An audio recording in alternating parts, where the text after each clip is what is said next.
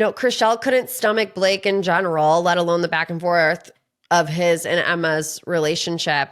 It's sad, but like as I was watching it, I was like, this is why you don't have friends as an adult.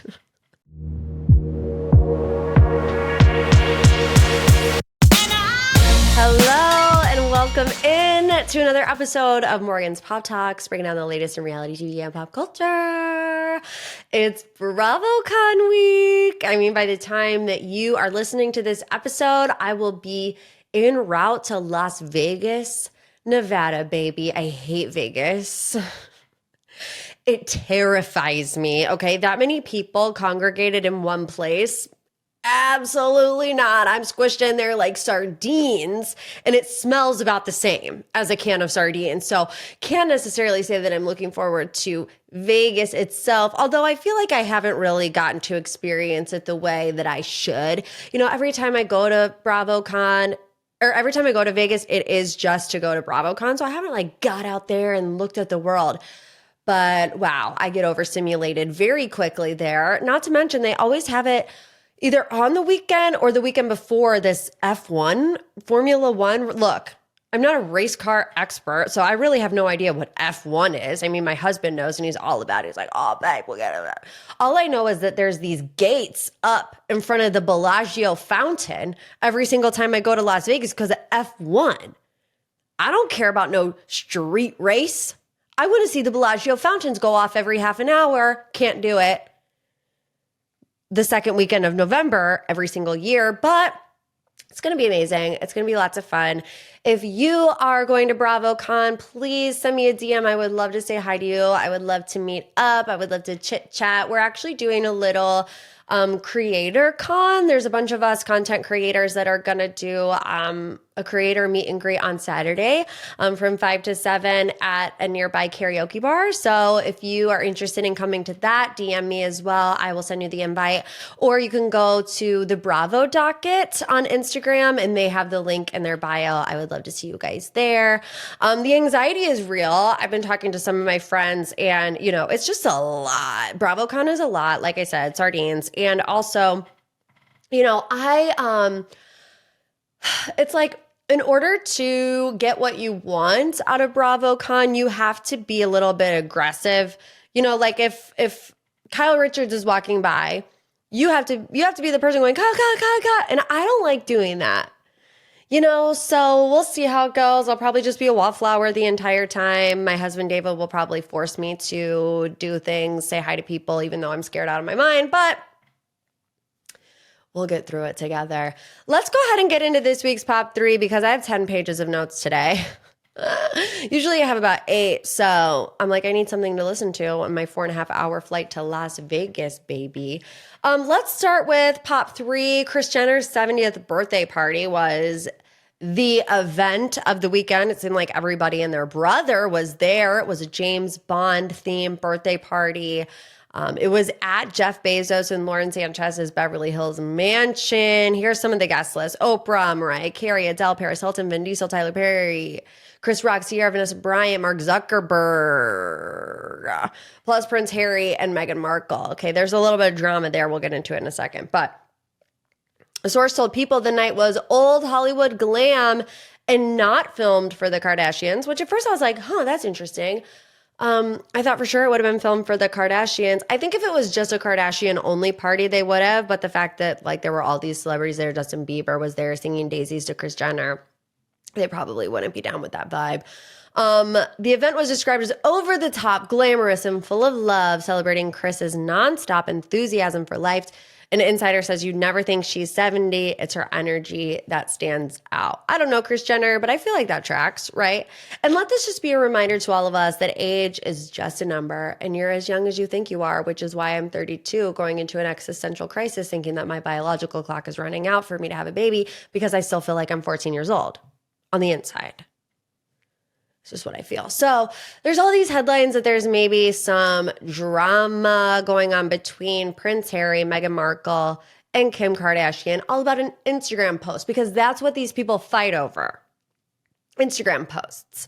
So photos were originally posted of Prince Harry, Meghan, and Kim, but they were taken down. And people were like, huh, that's weird. You know, Kim posted this carousel photo, they had this picture up, and now all of a sudden, poof, vanished. It's gone.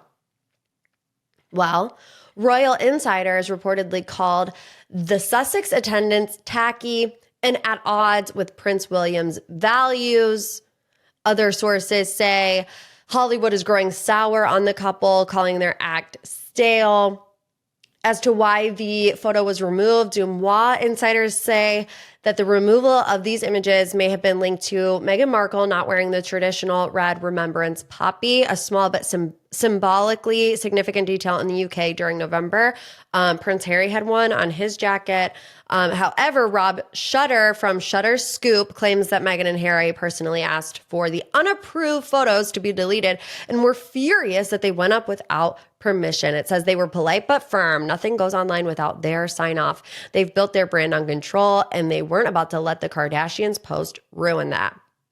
As for how the Kardashians feel about it, apparently Kris doesn't like being told what to do, especially not by royals who live in Montecito. She said if Meghan and Harry want control, they can have it, just not on her guest list. So those are all of the theories online, right, about what's going on. I just want to say each and every one of them sounds absolutely miserable. Does it not? I mean, like, let's go through it. Started here, royal insiders reportedly called the Sussex's attendance tacky and at odds with Prince William's values. What exactly are Prince William's values? Because, I mean, he was on national television calling Robert Irwin twinkle toes 3 days earlier, but he's going to be all up in arms about a birthday party. I mean, if it's true, right? Then you have these sources. Hollywood is growing sour on the couple, calling their act stale. You know what's stale, actually? All of the Prince Harry and Meghan Markle, I don't want to say slander, but like negative media attention. Because anytime you see Prince Harry or Meghan Markle in the headlines, it's always in a negative connotation. That's stale, insiders. Okay, then let's look at it this way. According to Dumois, it's because Meghan Markle wasn't wearing a symbolic, red remembrance poppy, okay, that's important in the UK. I get it, but at the same time, if you're going to be absolutely ripped to shreds over not wearing something on your dress, sounds miserable. On the other hand, if they have to sign off on every little image that goes up online and Kris Jenner isn't happy about it, also sounds miserable.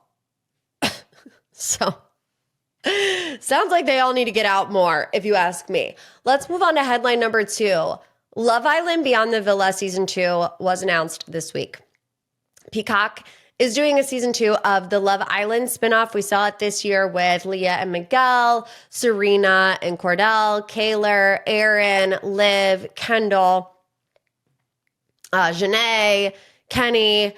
I'm actually shocked that it got picked up for a second season because I was over the moon about Beyond the Villa coming back because I feel like the Love Island Season 6 cast really put Love Island back on the map.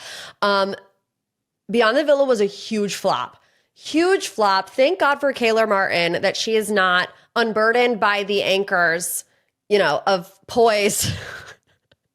Because she doesn't care, right? She's going to be makeup smeared down her face. She's going to be crying at every event. And thank God for Kaylor, because if it wasn't for her, they would not have had a show. I found it to be incredibly boring. To me, it felt like all of the couples wanted to present themselves in a picture perfect way. There was really nothing. It was a fluff show, in my opinion. But they are coming back. Camera started rolling this week. Who is on the show and who isn't, I also think is pretty telling, okay? So Brian and Amaya are there, even though they're no longer together. Grayson, Jeremiah, Clark, Hannah, Pepe, Iris, TJ, Andrina, Chris, Beldasha, Coco, and Taylor. Who's here, right? I'm going to start with who's here. What's interesting to me is going to be the Pepe, Iris, and TJ of it all, because that also was a bit of whiplash. You had Iris dating Pepe for a long time. She says, I had this closer conversation with TJ. We were all like, yeah, sure. Well, then these cheating allegations came out about Pepe. 5 seconds later, Iris is now dating TJ. So I'm interested to learn more about that conversation. Who's not going to be there? Huda. Not surprised. At this point, I think we can all agree that Huda is a liability to every television network that she is on, and I will not be elaborating any further. There's no Ace and Shelley and no Alandria and Nick, which I also think is very interesting. I feel like maybe they don't want the public scrutiny of their relationship. They don't need it. I'm not sure. I will say the fact that most of this is singles, I think is what's going to make it different from season one. Like I said, season one, I felt like it was all of our favorite couples, but they were kind of afraid to show us what was really going on. But this time around, it's all these singles who are ready to mingle. We've got people dating each other, and hopefully they're able to, let down their walls a little bit. Like I said, it started filming this week. It's supposed to come out early next year. Speaking of things dropping early next year, we have the Traitors season 4 release date, and we got a first look at the upcoming season. Peacock revealed the premiere date is going to be January 8th on Peacock. We got this promo clip with Alan coming. It's just, seeing him in a kill in like a black suede jacket, it just does something to me. And he's like, sabotage, treachery, and a sprinkle of murder. And we're like, yeah, it must be Traitors season. And we're like, yeah, it is. Traitors. We're ready. We're ready. Incredible cast for season 4. Just to name a few, Donna Kelce, Rob Roush, Dorinda is back, Candiace Dillard Bassett, Porsha Williams, Lisa Rinna. You guys, Lisa Rinna was born to be on the Traitors, was she not? I mean, even in this first little promo, she's in all leopard, a fedora. She just looks like she's ready to let it all hang out. And she says in this promo, I'm going to play this game like no one has ever played it before. And I believe her. It's like if Roundtable Lisa Rinna is anything like Amsterdam Lisa Rinna, don't you ever say I'm a traitor. We could see it. My thing is, would it be too obvious to make Lisa Rinna a traitor? I think it might be. I mean, I personally love when they make the housewives traitors because I believe that they have the theatrics to pull it off. And it takes, a good, entertaining person to be an iconic traitor a la Phaedra Parks. But I also think, she would be a quick and easy target just because of everything I just said. It's like everyone would think Lisa Rinna would be a great traitor, so maybe they'll get her out first. Some other people that are going to be there, Natalie Anderson from Survivor, someone you do not want to mess with. Can't wait to see her on the show. Mark Ballas, Michael Rapaport, Colton Underwood, Johnny Weir, and then, of course, a lot of others. So super excited about that. I feel like they should start doing 2 seasons of the Traitors a year. I believe that they actually will with this new, it's not a spinoff, it's still the Traitors, but it's for us common folk. You know what I mean? So I feel like they'll have the celebrity version in January. Maybe they'll come out with the normies in summer, hopefully, right? Yay, can't wait. All right, let's get into this week's deep dive. Dancing with the Stars had their 20th birthday special, and oh my gosh, I don't know what I was expecting. I feel like I really need to emotionally prepare myself more for sitting down on a Tuesday night at 8 o'clock. I need Kleenexes by my side. I need copious amounts of Poppy to get me through, maybe some chocolate chip cookies, because I'm never ready for the range of emotions that I go through when I watch Dancing with the Stars. But this one in particular, oh my gosh. I mean, how many times did we cry? I cried 1.5 million times. I was Ariana Grande, no tears left to cry by the end of it. Even the opening scene, the first 2 seconds, they throw it back to an original clip from the ballroom where they're like, live from Hollywood, it's Dancing with the Stars.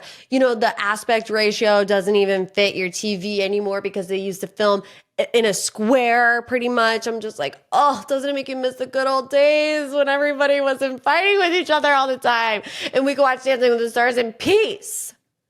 No longer. It's a war zone out there. We'll get to it anyways. But the original 6 pros, I mean, God bless them. They were on the front lines out there. They paved the way for the Shmerkovsky brothers to come and shake their little, I was going to say, I don't know why. You guys, I'm actually not going to say what I was going to say because it's embarrassing. But anyways, the opening number was incredible. In that opening number, Derek Hough reminded us who he is. He is Derek Hough, okay? That choreography was insane. I mean, the fact that they did 12 different dances in the span of 3 minutes. Him and Julianna. I don't know why, you guys, my brain isn't working today. It's because I don't have a slick back bun.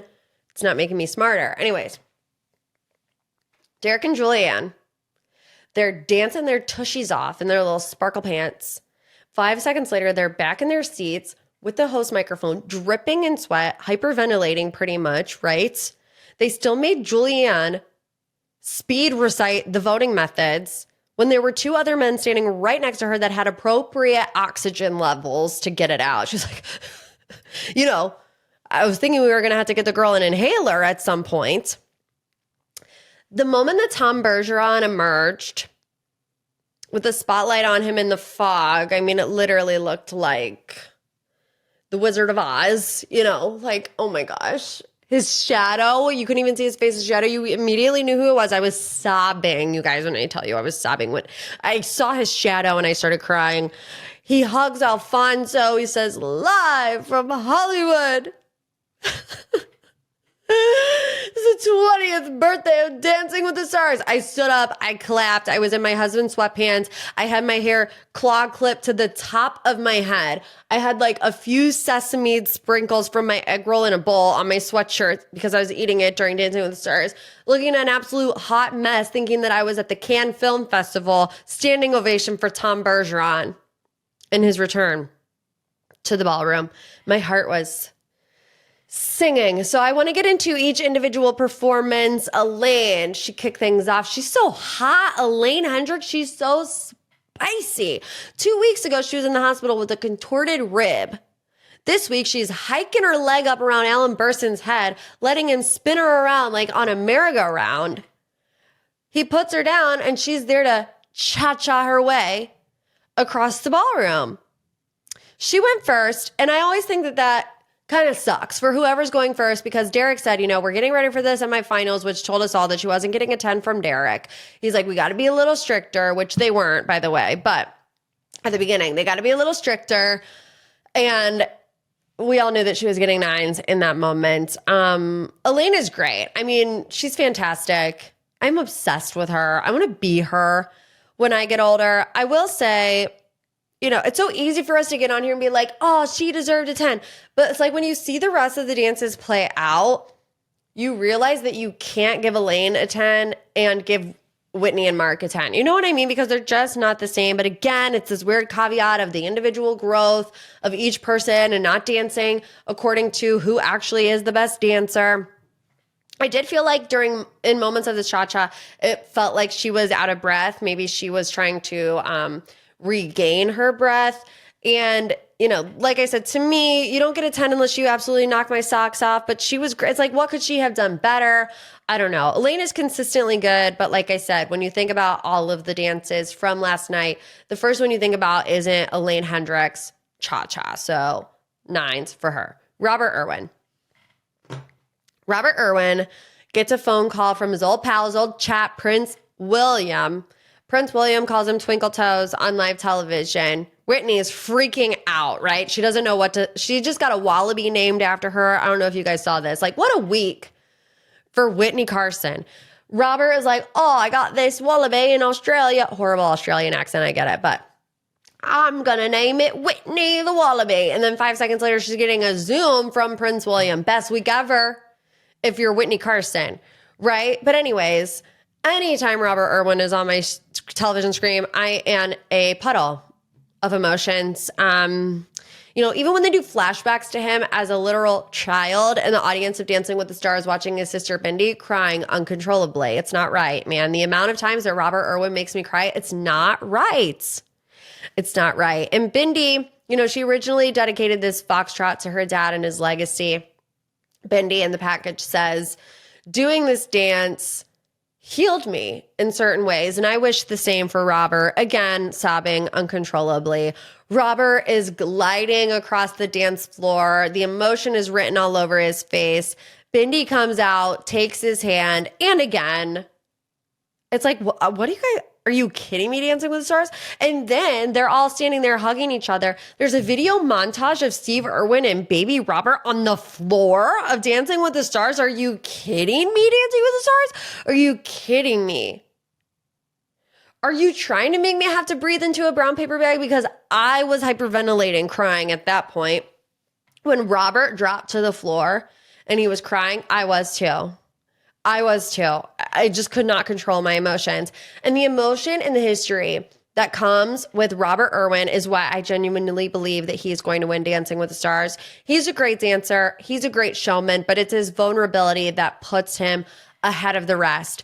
And I understand that not everybody has a similar story to Robert, but Robert does tap into the deep vulnerability aspect of dance that makes us want to see him succeed. But not only that, he also radiates such joy and positivity. So the fact that he can do all of those things in one television experience is really special. He's an absolute joy to watch. It's a fairy tale story in the making, right? You have Bindi, who competed with Derek 10 years ago. She won. Now you have Robert following her in her footsteps. Derek is judging him now, right? And, you know, not only dancing, he's also healing. It's an amazing story. Even Carrie Ann is like, I saw your foot come off the ground. I know I'm usually the lift police, but that was so powerful that I no longer am going to wear the badge of lift police. And that is the power of Robert Irwin. And I don't know if anybody else has that kind of power. Truly. First perfect score of the season, 10s, baby. Vote for Robert.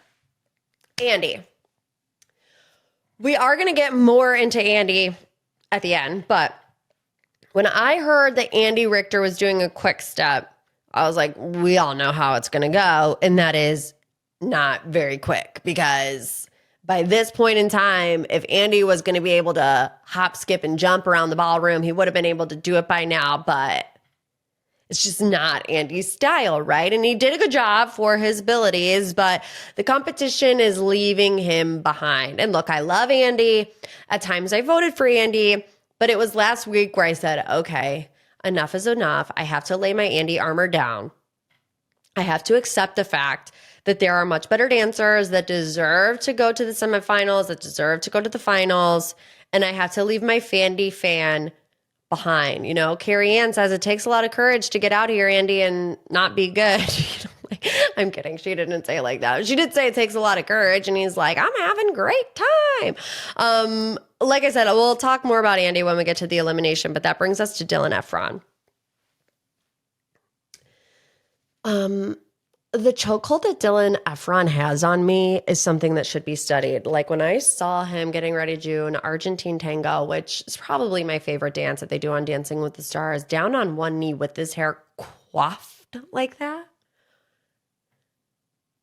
Are you trying to kill me? Like, are you trying to make sure that I don't see tomorrow, Dylan Efron? Because sometimes I feel like I should not be able to watch him and Daniella together. Like, I can't. Every time that I see Dylan Efron on my television, I'm like either drooling or cheesing. My cheeks are hurting so hard because I'm just smiling like an idiot, like an absolute moron, like an absolute monhoon in my, I don't know what that word means, by the way, but in my couch, just like literally can't wipe the stupid grin off my face. And I really wanted to go into this dance focusing on Dylan because I think a lot of us always notice how amazing Daniella is. She's the Ferrari, you know, her choreography is absolutely incredible. She's amazing. But what about Dylan as a leading man? You know, in my opinion, in this dance, Dylan, he looked strong, he looked powerful, he looked in control.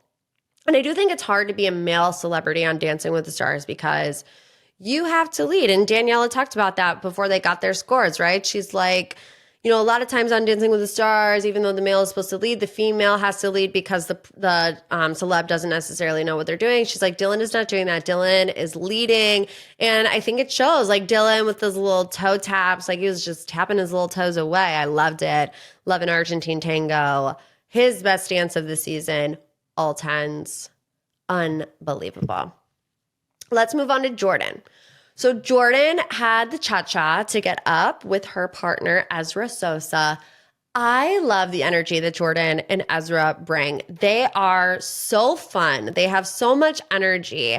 It's like if you were to pick who do you want to go out on the town with, it's going to be Jordan and Ezra. Like they just look like the pairing you would want to hang out with on a Friday night. She is so strong. She's so explosive. And I've been seeing arguments in the comments like, why did Dylan get a perfect score and Jordan didn't? To me, like we discussed earlier, everything kind of comes back to this individual dancer ability scoring system. And everyone knows Jordan is capable of so much, right? So she's judged more harshly. Is that fair? I mean, I don't know. I don't really think it is, to be completely honest with you. But that's the way that they've decided to do things. I'll be completely honest. That cha-cha wasn't my favorite dance that Jordan has ever done. I did kind of agree with Carrie Ann. I know, boo, I'm hearing the boos, that it was a little wild. Like when I think of Jordan Childs in her glory, I think of the rumba that she did for Wicked Night, for Good. Stunning dance, beautiful dance, deserving of those 10s. So for me, I understand her score, but I would still love to see her in the Final Four, which is hard for me to say because it's like, who do you not want to go to the Final Four? It's like, I love them all. How am I supposed to pick? Okay, Alex Earle. Alex Earle robbed of the first perfect score of the season last week by Flava Flav. Unforgivable, by the way, Flav. Alex does a foxtrot, light as a feather with her feather sleeves and her feather skirt. Like I literally just felt like she was one big feather blowing in the wind across that ballroom. You know Alex Earle is about to eat when she comes out with that faux bob. She's taking no prisoners. Red lip, faux bob and a red lip, deadly, lethal combo coming from Alex Earle. I just feel like Alex looks so effortless, doesn't she? She's so in control of her body. She's so dynamic. She can be fierce. She can be soft. The girl can do it all. I feel like I was watching like a part of La La Land, which I don't know if that's an accurate description because I've actually never seen the movie. I've only seen the poster of them being like, ta-da! And I just kind of felt like that was Alex Earle in that moment. But it was something out of The Great Gatsby. Alex Earle will be a finalist. She also, to me, could win. I feel like Alex Earle has surprised me the most. I say it every time that I, talk about her on my pages. Like, I genuinely was not expecting Alex Earle to, A, be as good as she is, but B, have that steady, continuous growth. And C, I really like her personality. I mean, I hate to say it because it's like kind of rude, but before Dancing with the Stars, I didn't get the hype. Like I never really sat down and watched her TikToks. I knew she was this big thing. I knew she was very captivating to her audience, but I didn't really understand why. Now I understand why. She's just infectious and she doesn't have to be like, most times influencers are like loud and obnoxious and over the top. And like she doesn't have to be that way. And she still is very intriguing and you just want to see her more and more and more. So love Alex Earle. Last but certainly not least, Whitney Levitt. To me, Whitney looked sad this week. Not during the dance, but definitely in the package. And when you think back to the first couple of weeks, I mean, Whitney was so excited to be there. It was a dream come true for her. When we saw the pairings of Whitney and Mark, we were already saying, oh, this is going to be phenomenal. They're going to be so great together. And I hate the phrase like, lost your sparkle, blah. But I really do kind of feel like it seems like she has. Like they get a lot of hate online. I don't necessarily understand it. It's like, oh, the judges play favorites. No, she's just good. I mean, sometimes the judges let things slide with certain individuals. But again, I feel like deep down, they just do that because they know they have to have some differentiating factor in the scoring system. Like they can't just give everybody 10s all the time, which is why sometimes they'll give a critique, but it's like so much better than other people's that they're like, we're just going to give you a 10 anyways, because that's a little, picky. But anyways, I don't think that Whitney and Mark deserve the online hate that they get. Like she's just doing what she's supposed to be doing. She's just dancing with her partner, and Mark is a creative genius in my opinion. I mean, his creativity, his artistry is so distinct. Like you can tell a Mark Ballas dance from a mile away. And when you like hear that they're doing this all block tango, you already know it's going to be incredible.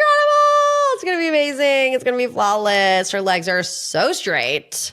Her musicality, her performance factor, the choreography, it's just amazing. It's just amazing. And, you know, like when I saw Witney, I'm like, that deserves a 40. And not to say that the others didn't deserve a 40, but like she is better than pretty much everybody. I think Alex, like her and Alex kind of rival each other. I think it's so interesting when like you really peel back the layers of the onion, because I do think that Alex and Witney are the best dancers. I feel like Robert is right there too, but he has that emotional aspect towards him. We love his personality. And then Dylan, I think, has the most growth. So it's just preference really on what you think is the most deserving of somebody who's going to win. But anyways, you guys, I don't know if I'm just making this up in my head. I don't know.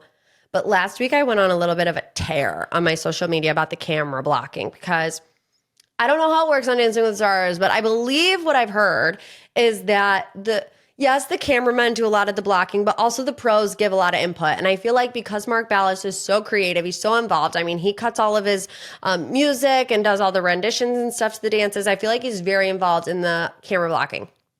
I got on my social media and I said, look, Witney and Mark, you guys are incredible, but the camera doing 18 spins around you guys close up, I can't see what you're doing. I feel like everybody else, you know, they have artistic camera elements to it, but there's a lot of wide shots. There's a lot of, you know, like all the way at the end of the ballroom. Then there's some from the torso up and all these things. I'm just like, I think you guys are cheating yourself out of getting more people to root from you for the audience, because we can't actually see the dance that you're doing. And I was thinking that because I see him on TikTok, people taking like cell phone videos, and I'm like, wow, that looks incredible. That's not the dance I saw, you know, because it's just, you see it from a wider bird's eye view. But after watching this week, I'm like convinced that they saw it, because there were much more wide shots. You were able to see the two of them dancing together. There were some artistic things here and there, like the close up on the legs when they were doing the flicks and stuff. But I feel like overall, I was able to see the two of them dancing together much better. Again, I don't know if that's just wishful thinking or if they really did see it. I know a camera person from Dancing with the Stars did see it because I got a comment saying so. But anyways, I loved it. She's a star. Incredible. She's so deserving. She's so insane with it. And I hope she makes it to the finals. The bottom three came down to Andy, Elaine, and Jordan. And I kind of feel like that's going to be the boot order if it plays out the way that it continuously has throughout the season. And up until this moment, we've been worried about Andy. We've been fearing another Bobby Bones moment, which if you weren't a Dancing with the Stars fan, Bobby Bones, he's a radio personality, was not good at Dancing with the Stars whatsoever. Made it to the semifinal and ended up winning the show over some really incredible dancers because his fandom was like so ready for him to win because they loved his personality. And you know, there was some fear mongering going on online that it was about to happen again with Andy Richter, especially because, and I didn't know this, people on the West Coast can't watch the dances and vote. They literally just have to grab their phone and start voting at 5 p.m. for whoever their favorite is because they air it on East Coast time, which is also why Tom Bergeron said at the end, bring back the results show because everybody needs the chance to vote. It's kind of crazy that the entire West Coast can't vote for Dancing with the Stars.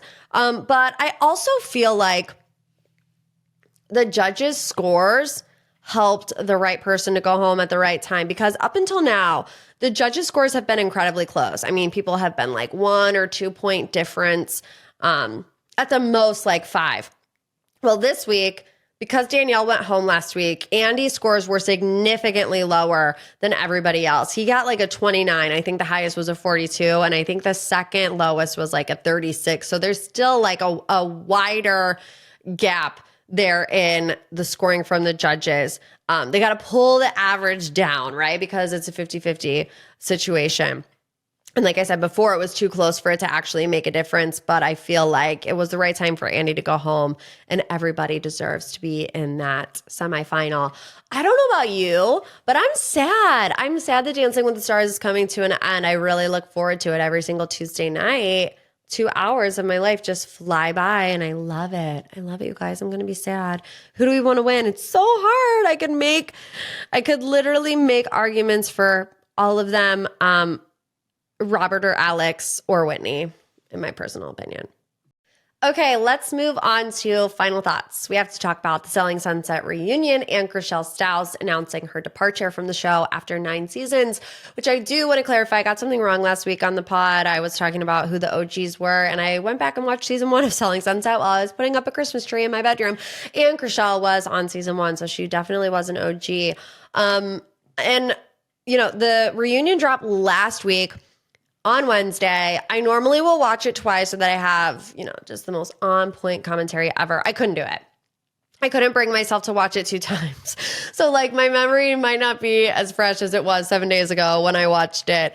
But I maintain my stance that the show needs a reality check and quick. They need to get back to business because right now I don't know what it's about. The entire reunion was about Emma and Chrishell and Emma's boyfriend, not boyfriend, Blake. I mean, every time someone from Selling Sunset does an interview, they say something different. Mary was on an interview this week saying that they're no longer together. And then 5 seconds later, Emma posted a photo of them on a yacht together. So it's like, that tells me that the people around Emma don't even know what's going on. From my experience, anytime that you are in a relationship and you break up with somebody more than once, maybe twice, it's never going to work out. You know, it's like, I get a one-time thing. You need to grow up a little bit, work it out. But doesn't it just remind you of like the worst couple you knew in college who were fighting every single weekend? You had to pick her up off the floor because she was crying because he was going to take custody of the golden retriever. And you're just like, oh, I cannot handle it. Every weekend, then they get back together 5 seconds later. And you were like, what? I thought this guy was toxic. She's like, yeah, he is, but I don't know. I love him. And it's like, it's never going to work out. But the problem is that no matter how many times somebody tells you this person is not good for you, that it doesn't matter. You know, you have to live those experiences yourself. You have to come to those decisions by yourself. And sometimes like you're just blinded by love. You can't get yourself out of the situation, which could be what's happening with Emma. But after this reunion, Chrishell quit. You know, she did an interview with Bustle. She said, I've facilitated back and forth with this decision in the past. I have to be honest, having come from nothing, it's really hard to turn something like this down. Which you look at Chrishell and you see her life and, you know, she's got all this money and she's in a happy relationship and she's got the house and she's got everything. But going back to season 1, she did say, you know, I was the poor kid growing up. We didn't have hot water in my house. People made fun of me for smelling bad because I couldn't take showers. So Chrishell really did, you know, she came from nothing. And she says, I've gotten to the place where I don't need the show financially. I'm lucky to have other forms of employment because it's no longer good for my mental health.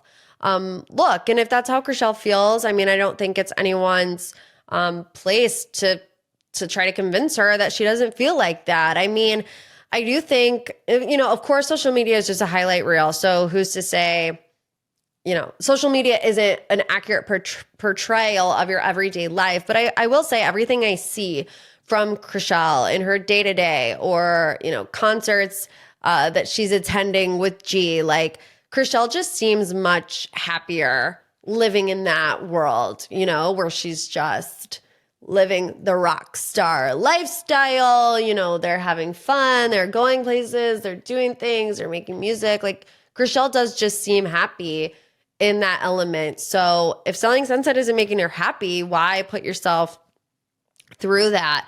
So I can't say that it's the wrong decision for Chrishell. You know, it makes me sad as a fan because I like familiarity. Like I said, I think, you know, there were some moments this season where I was like, Chrishell, stop being bratty. You know, we talked about this last week, but at the end of the day, I do believe that Chrishell has a good heart. So it makes me sad to see her go. Chrishell and Emma's fallout, from Emma's perspective, it's because Chrishell wrote in a comment section on social media that Blake was MAGA, which caused a lot of backlash towards Emma. Chrishell says Blake was making racist, homophobic, and misogynistic remarks. Chrishell said this in the same interview with Bustle. They would break up and she would tell me these horrific things that he would say to her, that he would do. He thought it was funny to say, if you ever do that again, I'll beat you. Who jokes about that? It's not funny. So, like I said, we've all been there where our friend might not be in the best situation in a romantic partnership, but you can tell them until you're blue in the face to leave somebody. You can't make somebody come to that realization. They have to come to it on your own. So if you're Chrishell, do you stick around for that or do you not? I mean, that's a boundary that Chrishell has to decide for herself. At the reunion, Chrishell did apologize for taking it to social media, but it seemed like that was the nail in the coffin for Emma. And it seems like, Chrishell couldn't stomach Blake in general, let alone the back and forth of his and Emma's relationship. It's sad, but as I was watching it, I was like, this is why you don't have friends as an adult. You know what I mean? Keep your circle small because who's got time for all this? Not me. I have 3 friends, my mom, my dad, my sister, and my husband. That's my circle. I shouldn't say that. I have friends. I have friends that listen to this podcast, but still, you get what I'm saying. It's sad. And, I've seen post-show interviews, Emma saying that her and Chrishell are actually in a worse spot now. And there's so many things that contribute to it, the global broadcast of it, the social media of it, the outside opinions, the cast opinions. It just seemed like maybe something that these two, I hope, can get over someday because they had a long friendship. I kind of looked at them and thought that they were sisters. But, sometimes you just gotta let it go, Anna style, baby. And we'll leave it there. All right, guys, I hope you have a fantastic rest of your week. If you have not left a review, please do so. A little 5-star boop boop, a little love you like a sis. Anything helps the podcast. Send it to a friend who loves reality TV and pop culture. Like I said, if you want to hang out at BravoCon, meet us up at the Creator Con. I think it's at the Smelly Cat something or another. I don't know. I should probably figure that out. We'll see you in Vegas this weekend. And as always, love you like a sis.